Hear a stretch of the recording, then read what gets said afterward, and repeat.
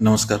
आपल्या सर्वांच्या जिव्हाळ्याचा विषय म्हणजे आपल्या मुलांचं करिअर किंवा मुलांनी पुढं काय करायचं आहे, कुठल्या क्षेत्रामध्ये जायचं आहे किंवा कशाप्रकारे त्यांनी अनेक क्षेत्रांमध्ये जी सध्या स्पर्धा सुरू आहे, तर त्यामध्ये कसा टिकाव धरून राहायचा, याविषयी आपण नेहमीच विचार करतो.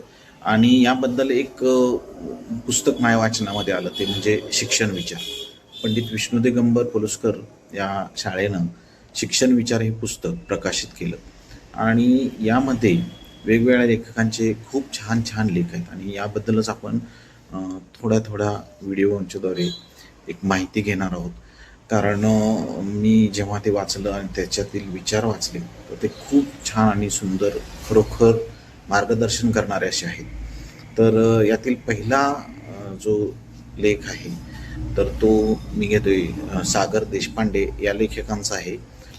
मालक नव्हे पालक, शिक्षक नव्हे आई.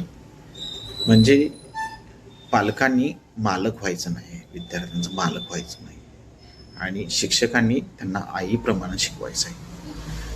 आता महत्त्वाचं त्यांनी गोष्ट काय सांगितली की पहिल्यांदा आपल्याला मुलांना काय करायचं आहे ठरवायचं आहे.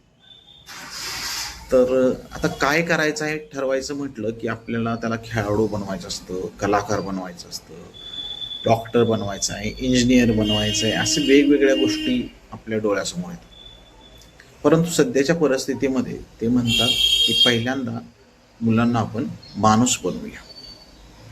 तर आपण या वेगवेगळ्या क्षेत्रांच्या स्पर्धेमध्ये मुलांना माणूस म्हणून घडवण्याचं विसरून जातोय, असं त्यांचं म्हणणं आहे. यामध्ये माणूस घडवायचं म्हणजे नेमकं काय करायचं की पहिली शाळा ही प्रत्येकाचं घर असते आणि यामध्ये नवीन पालक नीती वापरायला पाहिजे. म्हणजे काय आहे की ते म्हणतात की आपण वेगवेगळ्या क्षेत्रांची त्या मुलांना ओळख करून देतोय, परंतु हे सगळं स्पर्धेसाठी. म्हणजे गाण्याचा क्लास लावला, नृत्याचा क्लास लावला, अभ्यासाचे क्लासेस तर आहेतच, तर प्रत्येक क्षेत्रामधल्या स्पर्धेमध्ये त्यांना कसं नंबर 1 येता येईल असं आपण नेहमी बघत राहतो. पण त्यांचं म्हणणं आहे की जीवन ही फक्त स्पर्धा नाही, जीवन हे एक आनंद घेण्याचं ठिकाण आहे.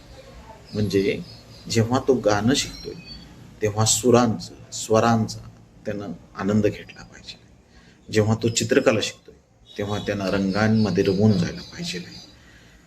एखाद्या कोणत्याही क्षेत्रामध्ये त्याची आवड आहे आणि तो ते करतोय तर त्याला त्या त्या क्षेत्रामधल्या स्पर्धांपेक्षा त्या खेळाचा, त्या कलाकृतीचा, त्या सर्व क्षेत्रातल्या अभ्यासाचा आनंद घेतला पाहिजे. आता यासाठी पालकांनी काय करणं गरजेचं आहे, आणि पालकांनी पण काय करणं गरजेचं आहे आणि शिक्षकांनी पण काय करणं गरजेचं आहे, या दोन्ही गोष्टी या ठिकाणी त्यांनी सांगितल्या. यासाठी फारसे प्रयास करावे लागत नाही.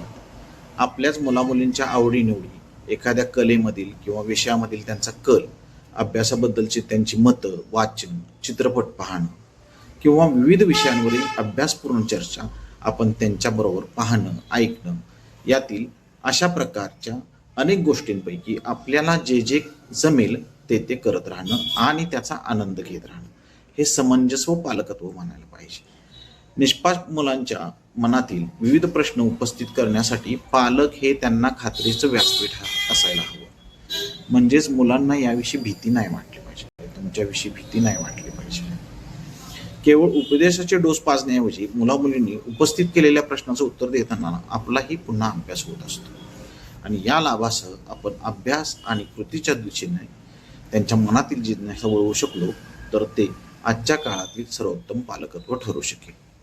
आता हा लेख मोठा आहे, आपण थोड्या ह्या गोष्टी घेत जाऊ.